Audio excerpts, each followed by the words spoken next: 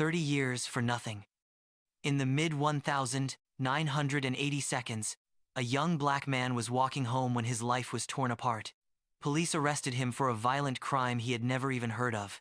Hands are grabbed, metal cuffs bite into his wrists. There were no fingerprints, no witnesses who truly saw his face, only assumptions, pressure, and a desperate system looking for someone to blame. The cruiser door closes, sealing the first chapter of loss. Within weeks, he was standing in a courtroom where his fate was already sealed. His lawyer barely fought for him, the jury barely looked at him, and the judge delivered the sentence, life in prison. The lawyer's lips move, but his eyes never truly lift. A gavel falls. A lifetime compresses into a single word. The cold bars of the cell became his world.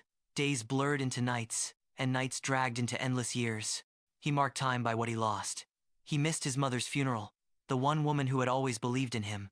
He watched his younger brother grow gray and weary through prison visits, both of them struggling to hold back tears that spoke louder than words. Letters from friends stopped coming.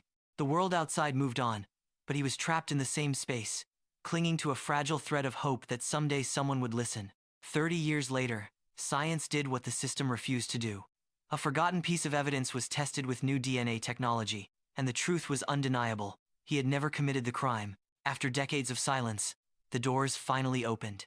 He stepped outside, blinking against the light of a world that had left him behind.